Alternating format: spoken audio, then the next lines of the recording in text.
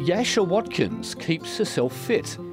The aged pensioner has had a series of health scares, including cancer, but her main worry, living on the Gold Coast, has not been health, but shelter. And how affordable is a granny flat on the Gold Coast these days? Now, oh my gosh, that would take up pretty much 90% of my pension.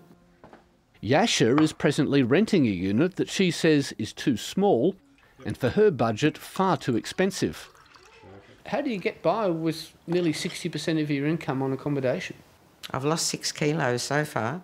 I really have to count my pennies. The only reason she can make this sort of work is because she's house sharing. We grabbed this because there was nothing else. There was just nothing else. Good morning. Flatmate Faye Paliadelis is a disability pensioner and former businesswoman who met Yasha earlier this year through a mutual friend. And we're women that have worked here all our lives, paid our taxes, raised our children are paying taxes, you know, and yet here we are in a position where we have to depend on each other to keep a roof over our heads. Across Australia, rent inflation is at record levels, and that's changing the way we live, as the outgoing Reserve Bank Governor acknowledged earlier this year. Because as rents go up, people decide not to move out of home, or you don't have that home office, you kind of get a flatmate. But for women over 55, house sharing can be easier said than done. Sharing is not something older women would want to do. They'd rather have their own space, especially women who've lived on their own for many years. Therese Hall has interviewed dozens of older single women on the Gold Coast and northern New South Wales as part of her doctoral thesis. She's found sharing is never a first option, and it's hard to find the right flatmate.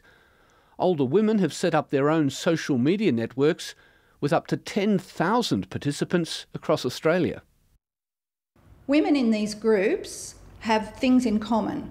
They've got their gender, they've got their age, and they've got their circumstances, but they're still essentially strangers to each other. Oh, there she is. Hello. This group was set up on the Gold Coast only a few months ago by retired businesswoman Helene Newson. Sharing at our age is difficult, and everybody is set in their ways. Yes. It's a bit like speed dating, really, I suppose. It feels a bit that way sometimes. Linda Millard and Denise Wilkins are both recently widowed and looking for longer-term living arrangements. Linda is currently sharing but can't afford the recent rent hike and will have to move soon. How are you coping with it all? Well, you have to, don't you?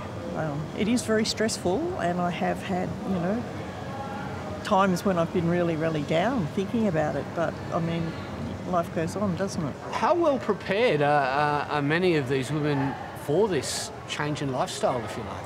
A lot of them are not prepared, but they're having to be prepared and to accept reality, because what's the alternative?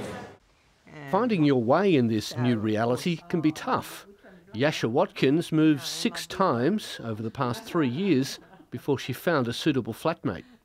I looked at ads, went and met the people, moved in. 6 weeks later, I've got to move out because of fears of somebody had a crossbow, machetes, was mentally unstable,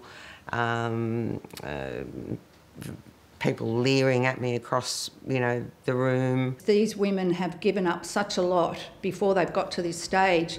They've given up an expectation of a home of their own in which to age in place, and many of them have given up housefuls of furniture and a lot of their personal items accrued over a lifetime.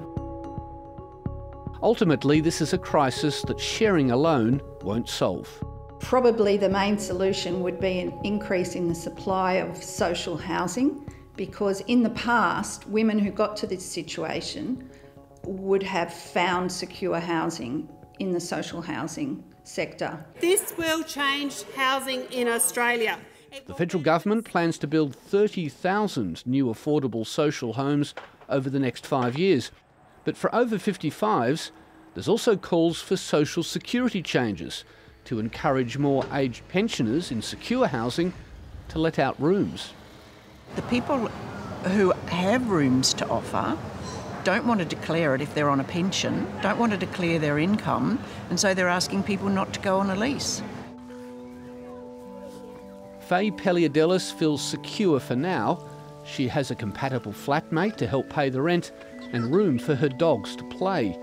But as rents continue to soar, she and Yasha do wonder where they'll be in years to come. It would be nothing for us to become homeless. You know, if they put this rent up, we would probably end up couch surfing. And that's not a nice option to have.